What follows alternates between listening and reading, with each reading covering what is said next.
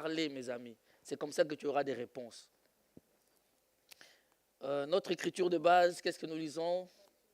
Matthieu 25. Amen. Aujourd'hui, je vais ajouter une autre écriture. Commençons à Matthieu 25. Est-ce qu'on peut le trouver?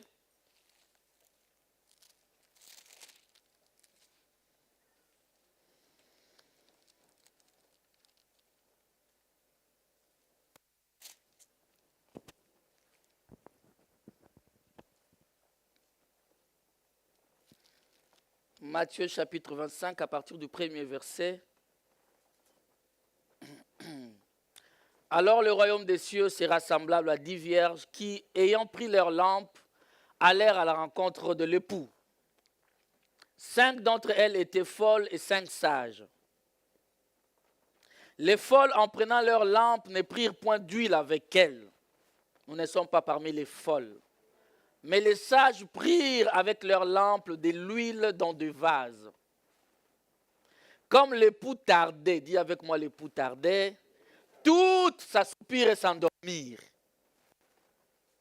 Au milieu de la nuit, on cria, voici l'époux. Allez. Alors toutes ces vierges se réveillèrent et préparèrent leurs lampes. Les folles dirent aux sages, donnez-nous de votre huile car notre lampe s'éteigne. Les sages répondirent, non, il n'y en aurait pas assez pour nous et pour vous. Allez plutôt chez ceux qui en vendent et achetez-en. Pendant qu'elles allaient en acheter, elles étaient vraiment folles. Hein? L'époux arriva. Celles qui étaient prêtes entrèrent avec lui dans la salle de noces et la porte fut. Plus tard, les autres vierges vinrent et dirent, Seigneur, Seigneur, ouvre-nous. Mais il répondit, je vous l'ai dit en vérité, je ne vous connais pas. Veillez donc, puisque vous ne savez ni les jours, ni l'heure. Nous allons prendre 1 Thessaloniciens, chapitre 4, à partir du verset 13e.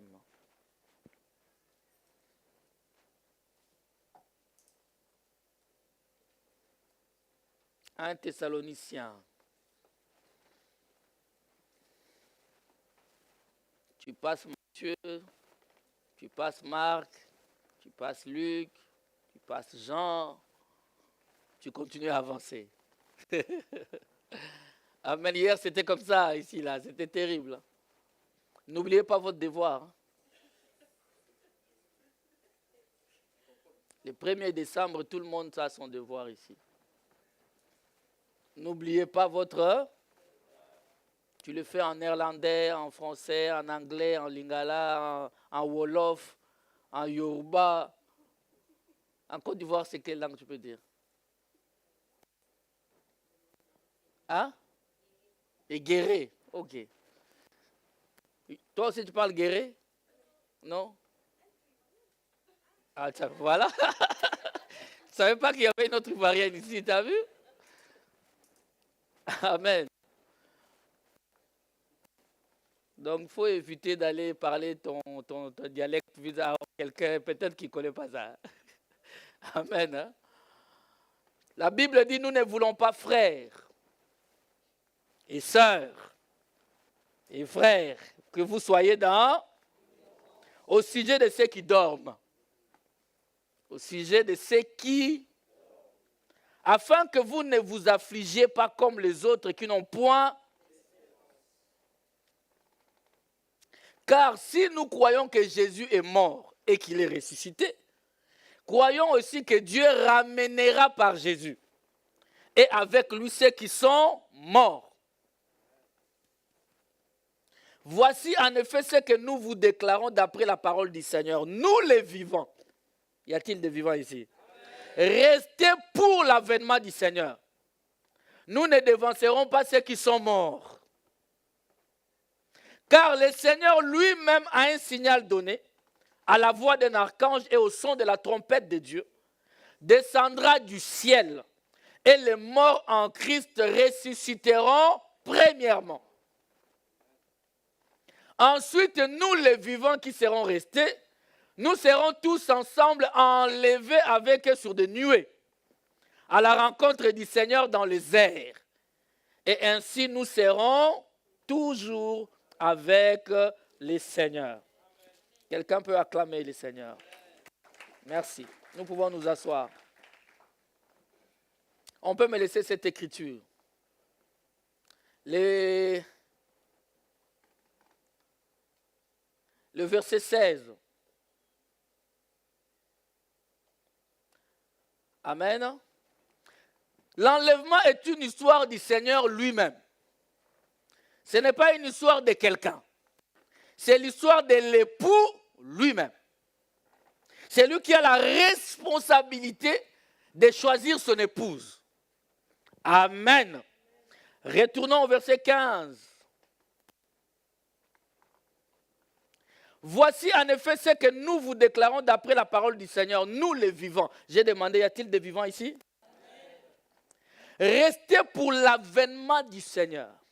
On ne parle pas de n'importe quel vivant. Les vivants qui sont restés sur la terre ayant l'objectif, le retour du Seigneur. C'est clair ou pas? L'objectif que nous avons, c'est le retour du Seigneur. Tout vivant, toute personne qui a rencontré le Seigneur Jésus-Christ, parce que quand on parle du vivant, tout chrétien est un ressuscité.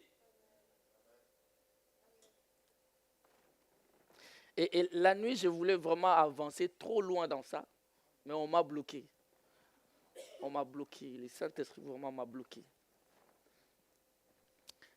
Qui croit que tout chrétien est un ressuscité? C'est-à-dire que vous voyez, vos mains sont... Parce que je sais qu'il y en a qui se posent des questions.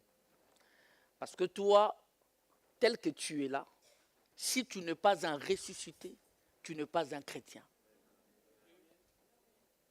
Pourquoi je vous l'ai dit? La Bible dit, lorsque Adam et Ève ont péché, Dieu leur avait dit, les jours où vous en mangerez, vous, n'est-ce pas? Les jours où vous mangerez, vous mourrez. Ils ont mangé. Physiquement, ils n'étaient pas morts, mais spirituellement, ils étaient morts. Raison pour laquelle je t'ai dit, ma soeur, là où tu es assis, si tu es assis à côté d'un chrétien charnel, ou d'un chrétien clopin, d'un chrétien tantôt plutôt, d'une personne qui n'est pas chrétienne, sache que tu es assis à côté d'un mort. Regarde quelqu'un, dis-lui, j'espère que tu n'es pas un mort.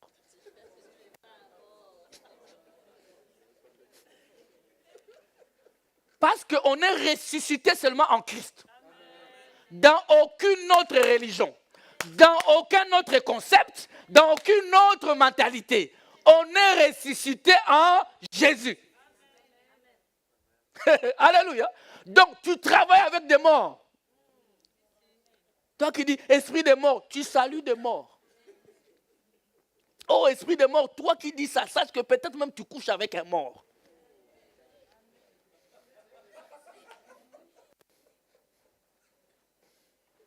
Alors fais bien ton choix du mariage. Parce que tu risques de te marier avec un.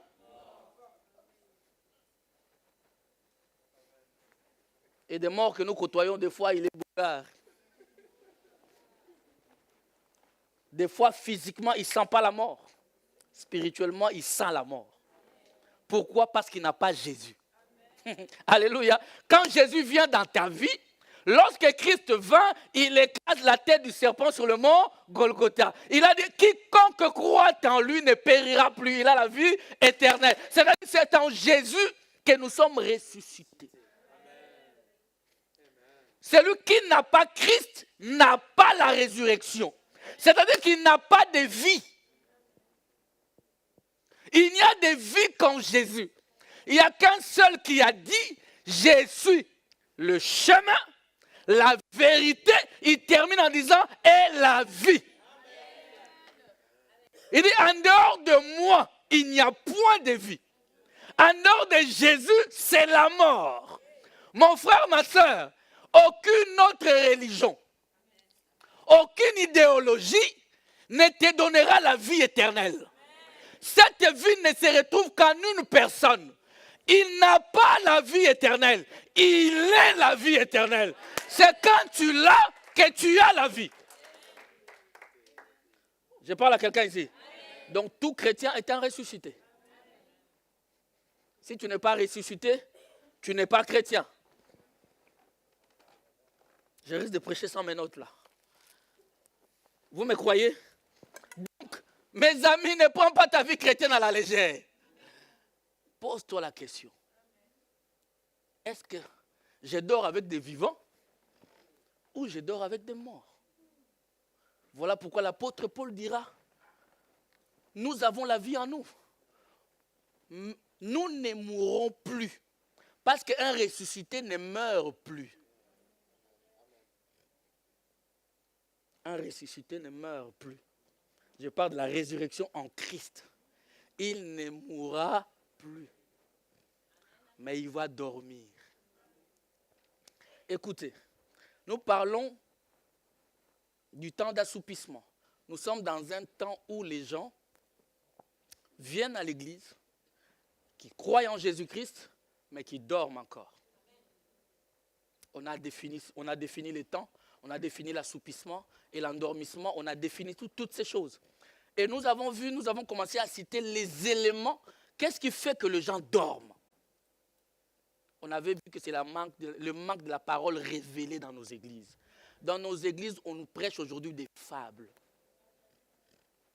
Mes amis, tu ne peux pas te lever le matin, maquillé, bien sapé, tu viens à l'église pour commencer à te dire, tu auras le mariage. Les païens se marient. Mes amis, j'ai besoin d'un discours au-delà de ça.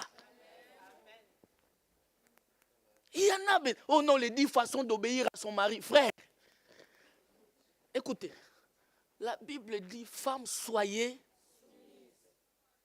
mari, aimez. Frère, c'est une injonction. Il n'y a pas à négocier. Et le Seigneur sait qu'à la base, la femme d'elle-même ne peut pas être soumise. Elle sait que l'homme lui-même ne peut pas aimer sans Dieu. C'est impossible, mes amis. Raison pour laquelle Dieu en parle de cette manière-là. Dieu sait qu'une femme qui a l'esprit de Dieu en elle, c'est-à-dire qui est ressuscitée. Je parle de la résurrection, non? Donc une femme qui est ressuscitée, elle est prédisposée à la soumission. Vous ne verrez pas du débat du genre, moi, il n'y a pas de moi. C'est le Saint-Esprit en toi. Il n'y a plus de moi. Un homme comme ça, qui a l'Esprit de Dieu en lui, il n'y a plus de débat. Peu importe ce que sa femme fait. L'amour pardonne tout, couvre tout. Il va supporter ça. Ce qui se passe, c'est parce qu'il y a un problème de conversion. Les chrétiens ne sont pas convertis. Ils ne sont pas, ils ne sont pas chrétiens. Vous avez un mort. Quand tu le piques, il ne sent rien. Vous êtes mort en Christ comment? Un mort, quand on le touche, il se fâche. Un mort, il se fâche. On peut les gifler, un mort ne bouge plus. Parce qu'en Christ, il est mort. Mort. Un mort qui réagit. Les morts ne réagissent plus. Ils sont en Christ. Est-ce que je parle à quelqu'un ici? Voilà pourquoi, bien-aimés, recentrons les débats. Recentrons, mettons au sein de nos églises la parole de Dieu révélée. Ne nous prêchez pas des fables, des choses qui n'ont rien à voir. Alléluia. Ne passons pas. Nos pasteurs sont devenus des psychologues. Non, on est d'abord prédicateurs de la parole de Dieu. Parce que dans la Bible, il y a tout dedans. Vous savez, beaucoup d'entre vous, on a des discours aujourd'hui, beaucoup posent cette question-là. C'est comme si le Seigneur a échoué. Je ne suis pas contre le fait d'aller voir un psy. Je ne suis pas contre. Mais pourquoi ça devient un débat? Oh, tu peux aussi aller voir un psy. C'est-à-dire quoi? En Jésus, Jésus ne peut pas guérir ça aussi. On n'interdit pas d'aller voir, mais prêchons d'abord que Jésus peut aussi guérir ça. On commence à privilégier des choses au détriment de la parole. Je ne suis pas contre ça, je vous dis que je ne suis pas contre. Mais soyons équilibrés, frère. Dieu guérit toute forme de maladie. Psychologique, je ne sais pas quoi, Dieu guérit tout.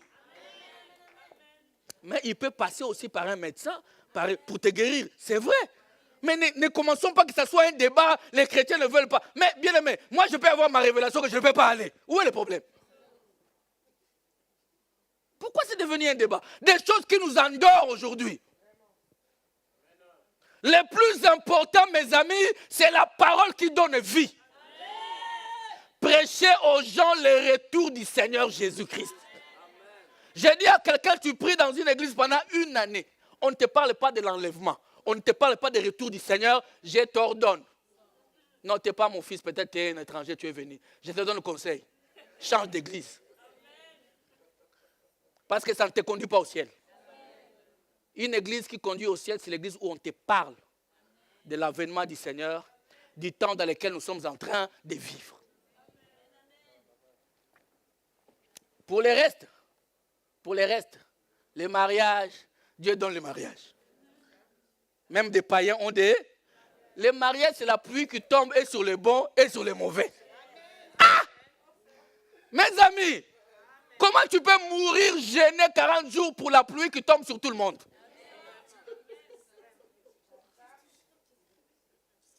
Mais c'est vrai. Les païens, parfois même, ont des mariages qui réussissent que les chrétiens. C'est la pluie qui tombe sur tout le monde.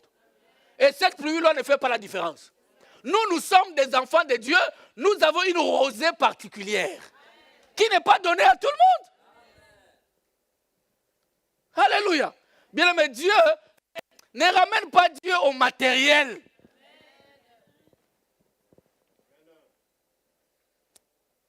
Alléluia. Donc la parole de Dieu doit être la clé. La première fois, on a fait mention de l'église, où Jésus a fait mention de son église, c'était lié à la révélation. Amen. Alléluia. Des choses qui nous endorment. Des choses qui nous conduisent dans l'assoupissement. Amen. Quelqu'un est avec moi. J'aimerais que tu comprennes que les 10 vierges faisaient quoi? Ils attendaient le retour. Vous imaginez? Ils étaient au moins dans une église où leur pasteur leur disait Jésus revient bientôt. Chacun s'est préparé. Ils n'étaient pas dans d'autres, non, ils étaient dans une église où on leur parlait du retour du Seigneur. Mes amis, j'avais commencé par vous dire aussi que le deuxième élément qui endort les gens aujourd'hui dans les églises, qui nous met dans un assoupissement profond, c'est la poursuite des miracles. Nous allons dans l'église parce que là-bas on voit. Ceux qui voient aussi, on ne sait pas. Quand nous creusons bien dans ceux qui voient, nous voyons qu'ils tâtonnent. Là-bas on voit, là-bas les gens tombent. Je vous ai dit le dimanche passé, tomber n'est pas synonyme de délivrance. Tomber n'est pas synonyme du miracle. Amen. Allez lire, allez écouter tous les miracles de Jésus, vous allez voir que beaucoup n'ont pas tombé. Pourquoi nous cherchons des spectacles aujourd'hui? J'ai donné des écritures, n'est-ce pas? J'avais donné des écritures. Les Grecs cherchent la sagesse, les Juifs cherchent le miracle. Et nous avons Jésus en tout. Nous, c'est Jésus que nous cherchons. Parce que lorsque tu as Jésus, tu as tout ce dont Jésus peut donner. Il a dit chercher premièrement les rois. Et toutes ces choses vous seront données. Tu ne vas pas chercher, ça vous sera donné. Voilà pourquoi la Bible dit, voici les miracles qui accompagnent. Non, c'est-à-dire que moi, dans ma marche, c'est eux qui me cherchent. C'est-à-dire les promesses de Dieu, je vous ai dit, a des pieds. Les promesses de Dieu ont des pieds, ont des yeux. C'est-à-dire ils cherchent, c'est à qui? Ils te suivent, même si tu te caches, ils vont te trouver. Parce que les miracles doivent t'accompagner. Ah maman, ils ont des pieds. Ils peuvent prendre l'avion, bouf, directement, ils te suivent aux États-Unis. Amen. Alléluia. Ma femme, elle n'a jamais prié pour le mariage. Elle n'a jamais dit, parce que bon, elle était trop jeune quand on s'est marié. J'aimais ça, c'est comme si c'était une petite. Hein, à cet âge-là, des fois, bon, voilà, elle était à fond dans ses études. Mais Dieu peut te surprendre comme ça. Des choses que tu ne penses pas. Mais parce que tu cherches l'essentiel, il te donne les autres choses. Alléluia. Mais comment toi tu peux prier 40 jours, tu gênes le mariage, mais tu n'as jamais prié pour la crainte de Dieu dans ta vie? Mais comment veux-tu que Dieu intervienne? Je suis en train de parler cœur à cœur aujourd'hui. Je ne suis plus dans mes notes, ça fait un moment. Donc, je vous dis vrai, que ton cœur cherche d'abord Dieu. Quand ton cœur rencontre Dieu, le reste vient. Quand ton cœur rencontre Dieu, c'est-à-dire que les sentiments qui étaient en Christ deviennent tes sentiments. Le mariage que tu vas rencontrer, c'est le mariage que Jésus a voulu pour toi. Le travail que tu vas rencontrer, le travail que Jésus a voulu pour toi. Les enfants que tu auras, c'est des enfants que Dieu t'a prédestinés. Pourquoi? Parce que tu l'as rencontré lui, premièrement.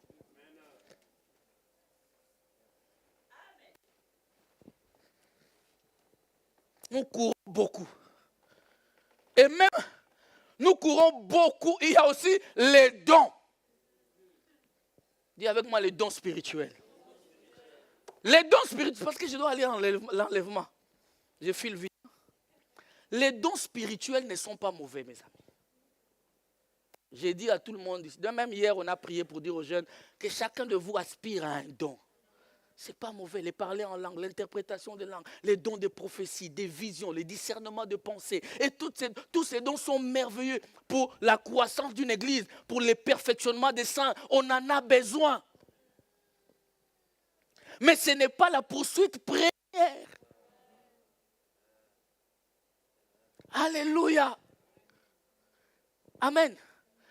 Ce qui fait que beaucoup d'entre nous, nous n'arrivons pas. Mais c'est la vérité biblique, frère. Quelqu'un peut avoir tous les dons et aller en enfer. C'est la Bible qui le dit, ce n'est pas moi. Tu peux parler toutes les langues des anges. Et ceux qui sont devenus des anges déchus, on ne leur a pas retiré leur langue. Hey! Ils peuvent entrer dans quelqu'un parler en langue. Alors que c'est des démons qui disent rakaché, bala, baba. Un autre aussi à côté, il a les véritables parleurs en langue. Il parle aussi, hein? C'est la même, hein?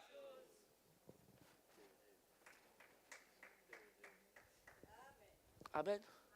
Voilà pourquoi là où il y a les véritables dons de parler en langue, cherchez les dons d'interprétation des langues.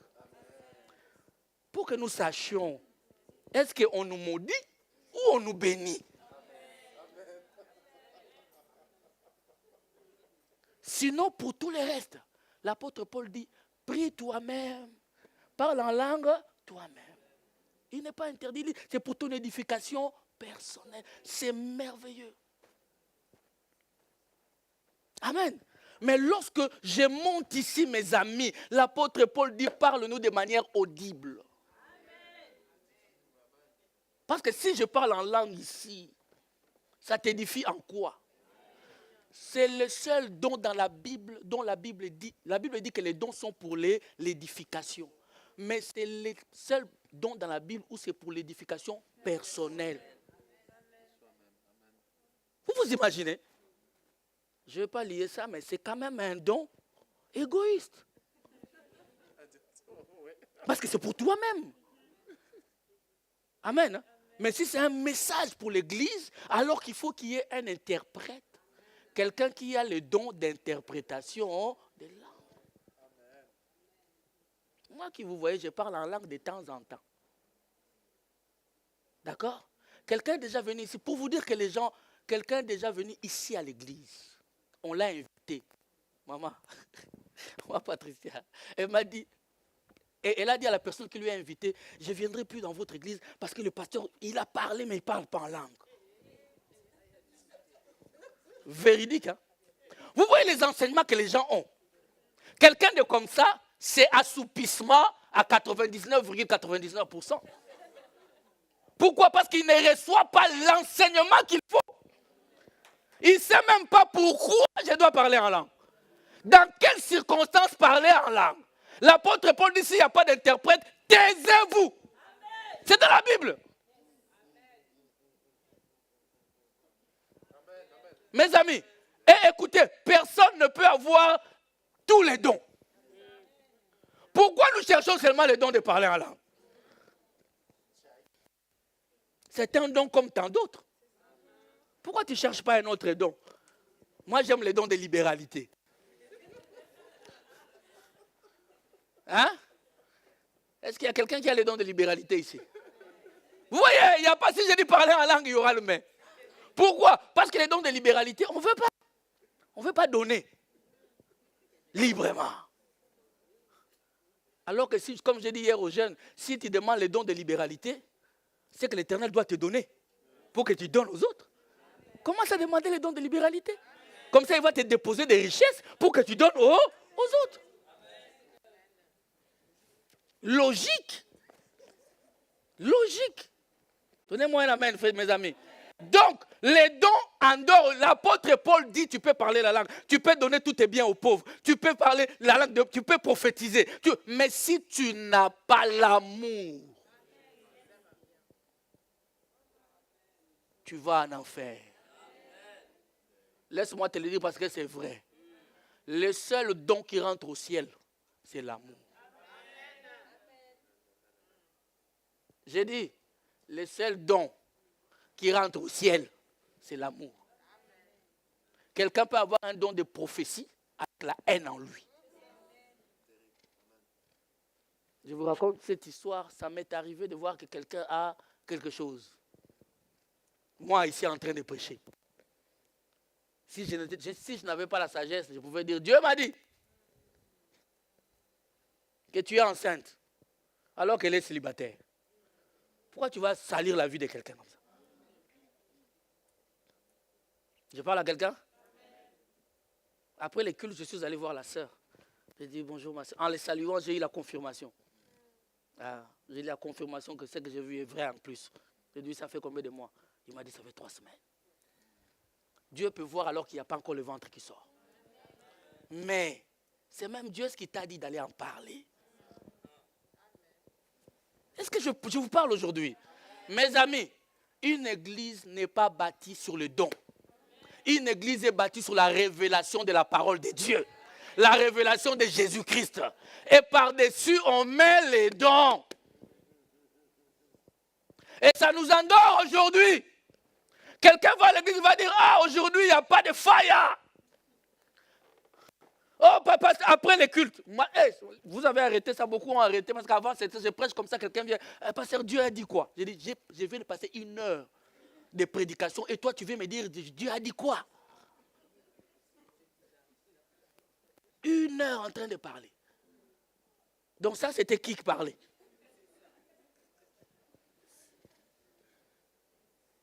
Amen. C'était qui parlait? Dieu a dit, quitte les mensonges. Alléluia. Dieu a dit, quitte. Ce sont des choses qui nous endorment. Une église, notre église, surtout dans les temps dans lesquels nous sommes, c'est une église qui, chaque jour, nous rappelle, Jésus revient bientôt. Faites attention, que vos lampes soient allumées. Faites attention, que vos lampes soient allumées. Parce que tout ce que je viens de vous dire, un jour, le Seigneur leur dira, je ne vous ai jamais. Amen. Hein? Tu peux parler la langue, tu peux guérir les malades, voire ressusciter les morts. Dieu te dit, je ne t'ai jamais. Et la personne qui l'a fait, il l'a fait par la puissance du Dieu Tout-Puissant. C'est ce qui est bizarre, non? Parce qu'au jour du jugement, ça sera à découvert. Personne ne va mentir. Donc quand la Bible dit qu'il y a des gens qui sont venus lui dire, Seigneur, nous avons guéri les malades en ton nom. On a chassé des démons en ton nom. On a fait des miracles en ton nom. Il leur dira, je ne vous ai jamais. Oh, mais on a fait ça en ton nom. Donc il y a beaucoup d'entre nous qui venons auprès du Seigneur par intérêt. Tu viens, tu pleures. Tu veux quelque chose. il te les donne. Amen. Je veux dire à quelqu'un, si tu n'as pas le Saint-Esprit, c'est la première des choses que tu dois demander. Ne dors pas. Ne dors pas. Jeûne, crie, dis Seigneur, je veux ta présence dans mon cœur. Je veux le Saint-Esprit. C'est le seul sceau qui est reconnu. Amen. Parce que le Saint-Esprit que nous avons aujourd'hui, ce n'est pas ce qui marchait avec Moïse. Ce n'est pas ce qui marchait avec Abraham. Non, mes amis. Eux, ils n'avaient pas le Saint-Esprit en eux. Toi et moi, nous avons l'homme de Galilée dans nos cœurs. Il demeure. Nous devenons le temple du Saint-Esprit. Alléluia. Amen. J'aimerais vraiment que tu saisisses la chose. J'ouvre des parenthèses, je ferme parce que l'année prochaine, je vais continuer encore, n'est-ce pas? Mais j'aimerais que tu comprennes une chose, que l'enlèvement est quelque chose de réel. Donnez-moi un amen. C'est de ça que je veux parler un peu aujourd'hui. La grande question que nous devons nous poser, serais-je enlevé? Est-ce que toi et moi, participerons-nous à cette fête-là? Je vais entendre un amen, non? Tu le crois ou pas? Mes amis, écoutez. L'enlèvement n'est pas quelque chose d'irréel. C'est quelque chose qui est vrai, qui est concret et qui va s'accomplir. Amen. C'est quelque chose qui est vrai. L'enlèvement, ce n'est pas un rêve. L'enlèvement est premièrement une promesse. Et comme quand Dieu promet, la chose arrive, l'enlèvement aussi aura lieu. Si tu crois que Dieu t'a dit une chose et tu pries pour la chose pour qu'elle s'accomplisse, de la même manière, lorsque tu sais que Dieu a promis l'enlèvement, prie pour que tu y participes. Et comme je vous ai toujours dit, vous ne pouvez pas participer à quelque chose dont vous ne connaissez ni d'Adam ni d'Ève. Amen. La foi vient de ce qu'on. Donc, pour participer à l'enlèvement, il te faut la foi de l'enlèvement. Et cette foi de l'enlèvement n'est née en toi que lorsque tu écoutes la parole qui parle de l'enlèvement. Est-ce que je parle à quelqu'un? Si tu écoutes autre chose, en fait, tu n'auras pas la foi. J'ai toujours dit, mes amis, comment peux-tu imaginer? Il y a beaucoup de gens qui me disent, ça je répète, il y a beaucoup de gens qui me disent, moi je crois, je serai enlevé. Tu crois que tu seras enlevé? Et tu ne crois pas que tu peux prier pour que les liens de famille tombent?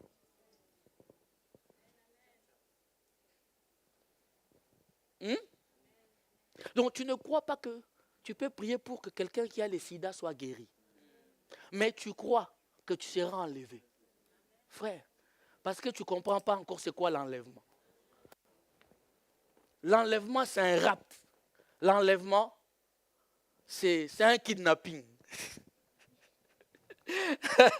L'enlèvement, c'est un kidnapping. C'est-à-dire, Dieu vient, ton époux vient, il te kidnappe, il part avec toi. Les gens vont, il est où? On l'a kidnappé. Peut-être on va lancer des enquêtes. Il y aura des inspecteurs de police. Amen. Vous êtes avec moi? C'est l'action d'enlever quelqu'un. On peut enlever quelqu'un par la force ou volontairement. Il y a même un prédicateur qui a dit, c'est une figue amoureuse. Parce qu'on est tellement amoureux que les choses de ce monde qui nous empêchent d'y aller, ça nous énerve. On veut quitter ce monde et aller vers notre époux. Y a-t-il des amoureux comme ça? Alléluia. C'est-à-dire, je veux partir, je ne veux pas rester.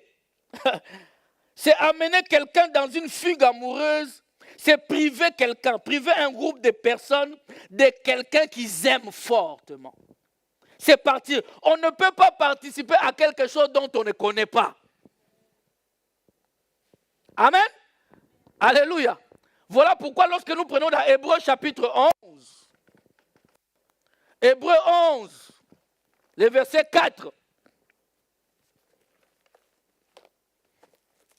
Hébreux.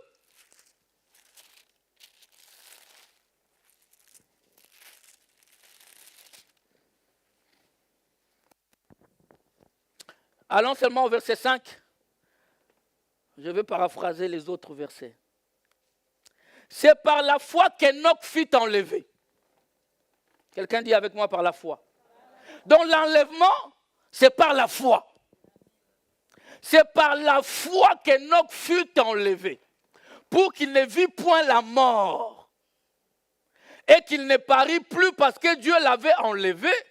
Car avant son enlèvement, quelqu'un dit avant, il avait reçu le témoignage qu'il était agréable à Dieu. Ah, bien-aimé, je veux que tu comprennes ceci. Enoch avait la foi, c'est par la foi qu'il a été enlevé. Mais avant son enlèvement, il y a eu un témoignage à son sujet. Qu'il était agréable à Dieu. Comment peut-on être agréable à Dieu? Comment peut-on être agréable à Dieu?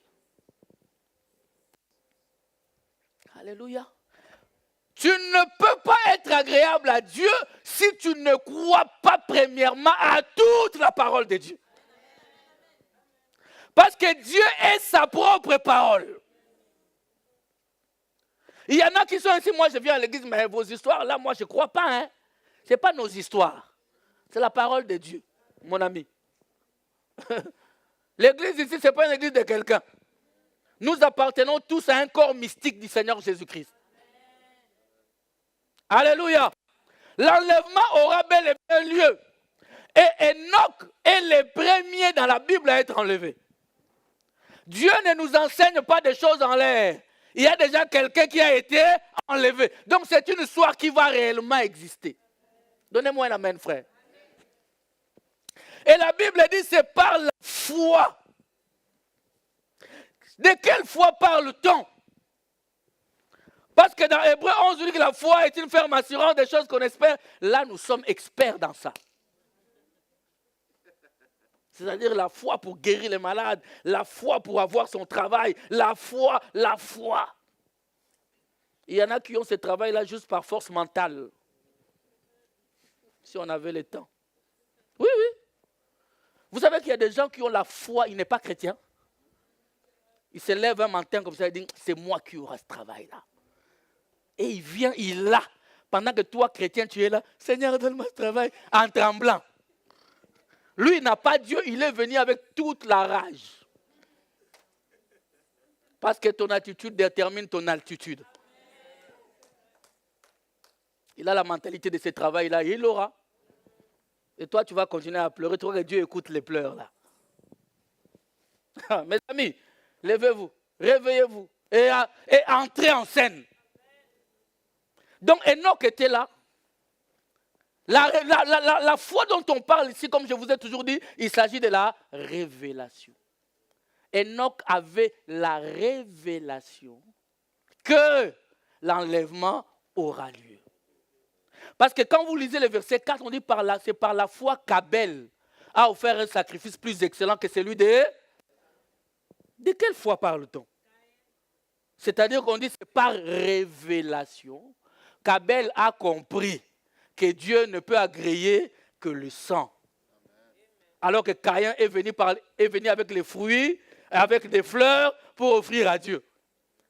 Qui avait dit alors à Abel que lorsque les parents ont péché, Dieu avait tué un animal pour que lui fasse comme Dieu avait fait? Est-ce qu'il était là?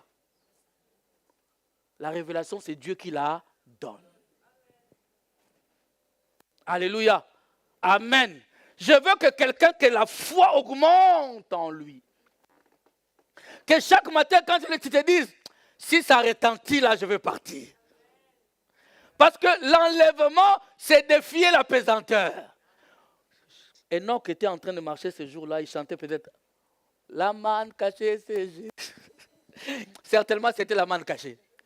Il chantait la manne cachée chez Jésus, paf, il part. Mes amis, dis avec moi que c'est possible. Donc, Enoch, en train de marcher, tout d'un coup, pouf, rapt. Tout d'un coup, il monte. Je ne sais pas si ça sera comme dans les films que vous regardez souvent, où les habits sont restés. Je ne sais pas. Et les gens commencent à pleurer, les habits. Mais selon la Bible telle que nous voyons, les gens vont continuer à vivre comme si rien n'était. Enoch est parti. Enoch est parti avant la grande tribulation, c'est-à-dire la pluie qui descendait et les gens ont fui dans l'arche. Voilà pourquoi je vous ai dit, nous ne sommes pas de la catégorie de Noé, nous sommes de la catégorie d'Enoch. Nous partirons avant la grande tribulation. Quand les gens vont dire, il y a Noé, Ziboula, nous on n'est pas là. Nous serons déjà dans la gloire, à la table du Seigneur. Amen. Quelqu'un est avec moi? Voilà pourquoi il y a certaines chansons, on chante caca, mais ça ne nous regarde pas.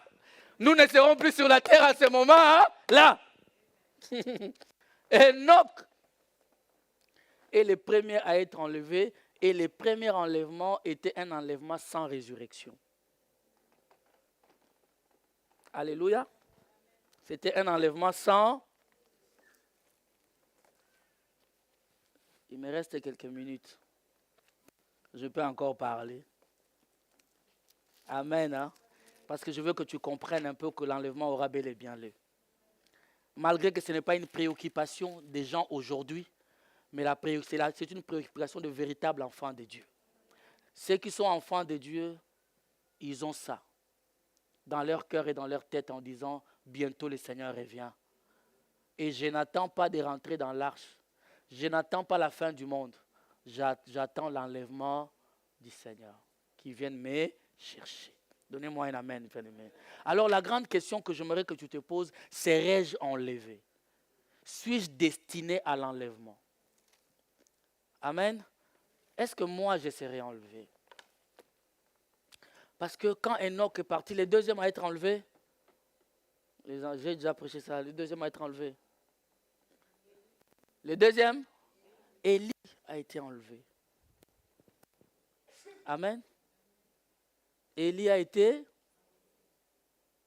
et la Bible nous dit clairement que quand Élie est parti, des chars de feu l'ont pris et il est parti.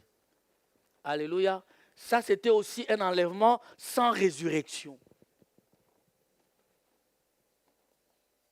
C'est sans résurrection. Il n'est pas passé par la mort. Il n'est pas passé par la mort physique. Amen. Alléluia. Et le troisième enlèvement, c'est lequel? Quel était le troisième enlèvement? Lecteur de la Bible. Hein? Jésus.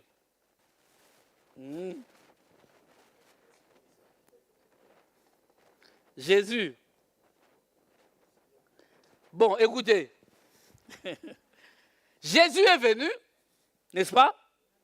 Il est mort à la croix. Il est allé dans le séjour des morts. N'est-ce pas? Et là, dans le séjour des morts, la Bible dit que depuis Adam jusqu'à Jean-Baptiste, ils étaient tous où? Amen. Ce qu'on appelle paradis. Parce que le paradis n'est pas au ciel.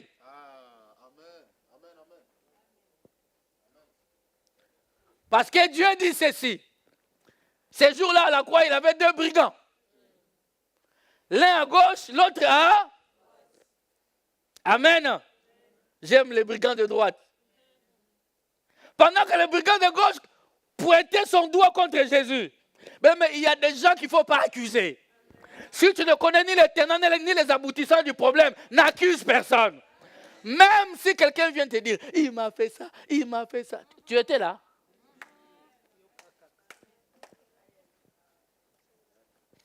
Tu sais Stéphane, Laetitia, il t'a fait ça, il a parlé. Moi que tu vois là. Si tu me dis ça, quand je vois Laetitia, je le prends encore dans mes bras. Tu ne vas pas changer mon intention, mon attitude vis-à-vis d'elle. C'est ça un chrétien, une chrétienne. Ce n'est pas parce qu'on t'a dit quelque chose que tu changes ta vie.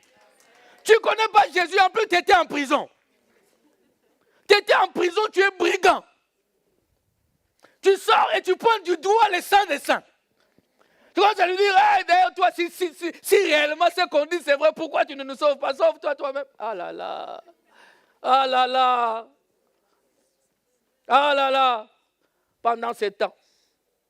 Bien aimé, le prédestiné de Dieu, Dieu ne peut pas te laisser comme ça.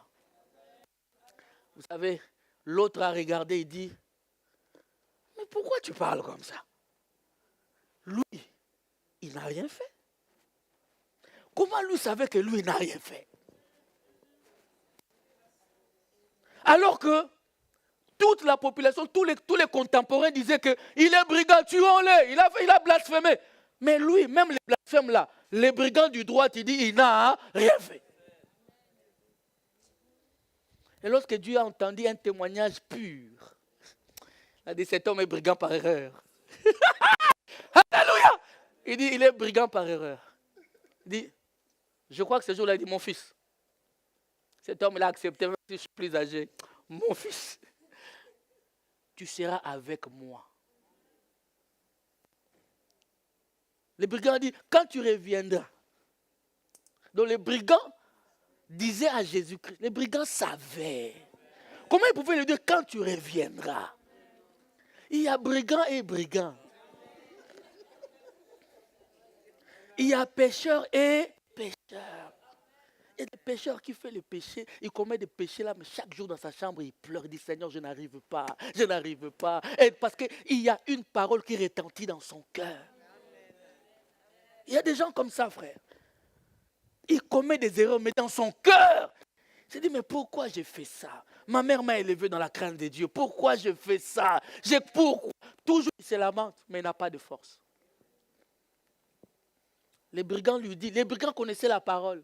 Mais les brigands renvoient Jésus-Christ à sa seconde venue. C'est-à-dire en notre temps.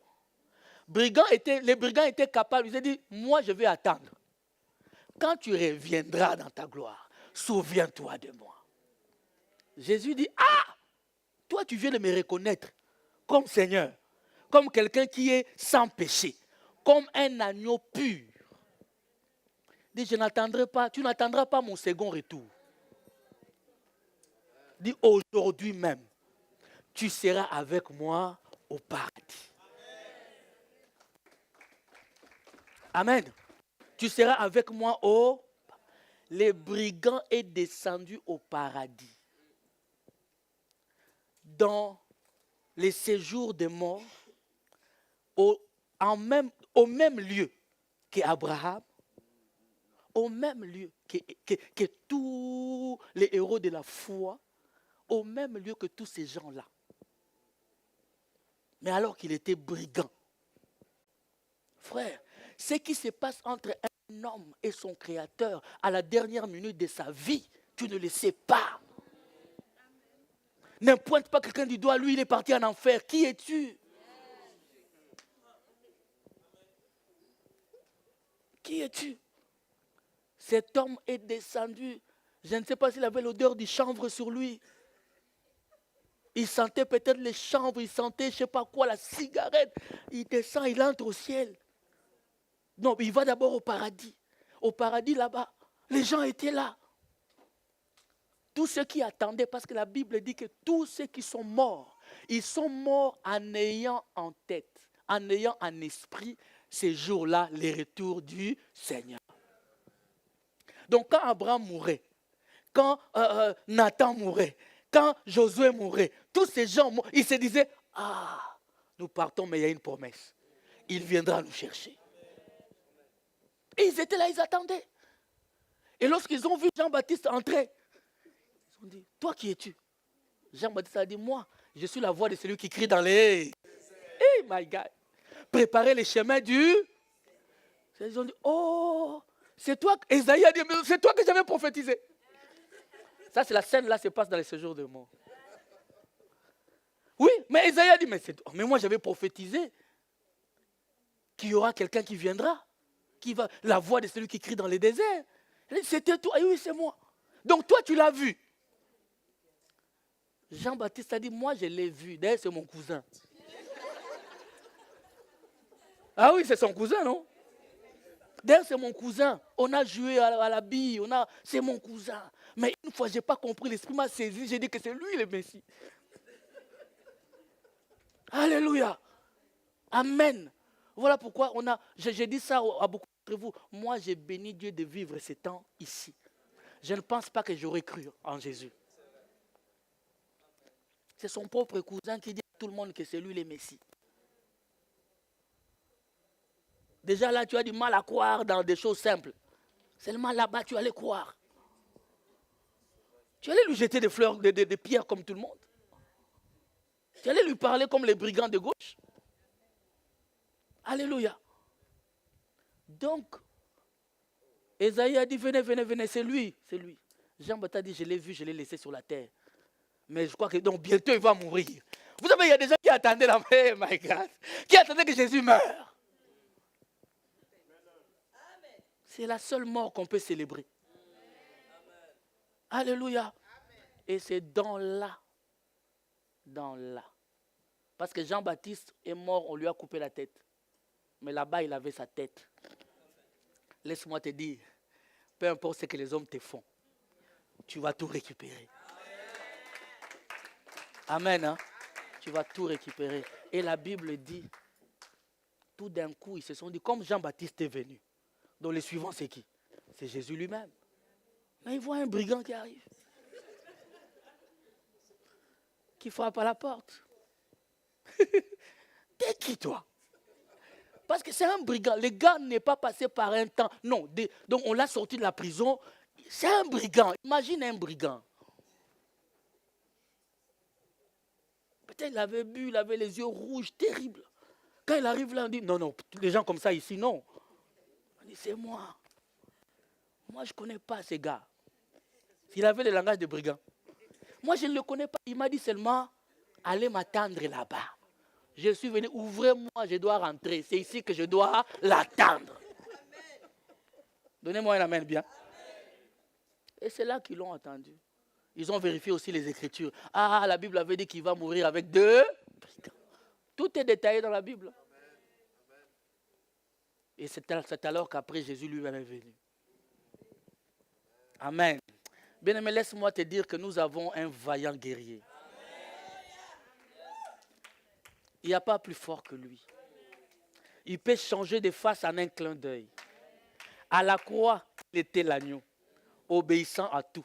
Mais lorsqu'il est descendu dans le séjour des morts, c'était le lion de la tribu de Juda. Alléluia! Il a rugi. Il a dit, donne-moi les clés de la mort et de séjour.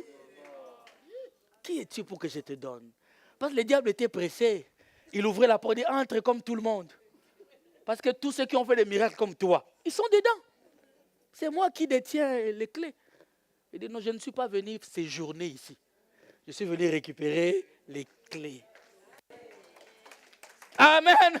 Il a récupéré les clés de la mort. C'est pourquoi dans Apocalypse, la Bible dit, je suis celui qui tient les clés de la mort et des séjours des morts. Aujourd'hui, personne ne peut te renvoyer là-bas sans son accord. Tu ne peux pas mourir si Dieu n'a pas décidé. Ah, j'ai dit à quelqu'un, tu ne mourras pas si Dieu n'a pas décidé. Peu importe la maladie qui t'attrape. Peu importe les accidents. Lévi, il est où? Il est avec les jeunes, je crois. Il enseigne là-bas. Hier, il m'a appelé en pleurant. En quittant ici, il a failli faire un accident grave. Il est arrivé à la maison, tremblant, pleurant. J'ai pleuré avec les petits au téléphone. Il dit, papa, je ne comprends rien. Il a dormi complètement. Complètement. Comme ça, il était. Bien-aimé, si Dieu n'a pas mis un point, ne tremblez pas, mes amis. Celui qui a nos vies entre ses mains n'est pas n'importe qui. Il s'appelle Jésus-Christ de Nazareth. Personne ne prendra ce qui est à toi. Personne ne te donnera la mort avant le temps. Dieu contrôle toutes choses. Amen. Et la Bible dit que quand il est rentré, il a pris la clé, il a renvoyé dehors tous, tout le monde. Allez lire dans Matthieu, il est même dit dans Luc, il est même dit que les gens sur la terre ont vu les membres de leur famille morts. Mes amis, ça s'est accompli. Ça s'est accompli. Raison pour laquelle maintenant Jésus lui-même, quand vous lisez maintenant dans les livres des psaumes, David, en tant que prophète, il est en train de dire, portes éternelles, élevez vos linteaux.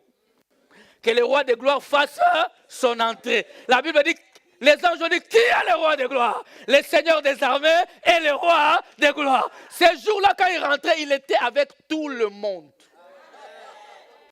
Il rentrait avec les trophées. Et les trophées étaient avec lui. Bien-aimé, rien ne peut t'empêcher de rentrer au ciel. Si Dieu a décidé, j'ai dit à quelqu'un, accroche-toi au Seigneur. Et c'est là que nous vivons la première enlèvement avec résurrection. Amen. Le premier enlèvement avec résurrection. Je vous dis que l'enlèvement est quelque chose de réel. De réel. Amen. Ils sont allés. Et bientôt, très bientôt, c'est toi et moi. Des candidats à l'enlèvement. Mais je vais te brosser quelque chose en 1 minute. La Bible, quand il reviendra, notre Seigneur, il ne vient pas pour juger le monde. Dans un premier temps, la seconde venue, ce n'est pas pour juger, c'est pour prendre son épouse. De la même manière qu'un grand prophète appelé Moïse est allé prendre un peuple la sortie de l'Égypte, de la même manière que Jésus viendra te sortir d'une église. Parce que tu es l'épouse. L'épouse n'est pas en dehors de l'église, il est dans l'église. Là, c'est dans l'église qu'il y a des vierges folles et des vierges sages. Et les sages entendront cela. Amen. Et cela va se passer. Je vous ai résumé, c'est le résumé des résumés. Ça va se passer très bientôt. Quelqu'un est là? Amen. Et si tu crois que Jésus-Christ peut faire en sorte que sans force motrice en toi, sans moteur, tu pars à l'enlèvement, de la même manière, tu peux croire que Dieu peut te guérir de ta maladie. Tu peux croire que Dieu peut détruire tes ennemis. Tu peux croire que rien ne peut te résister tant que tu vivras. Parce que le Seigneur est le même hier, aujourd'hui et lèvons-nous dans sa présence, mes amis. Lèvons-nous dans sa présence, mes amis.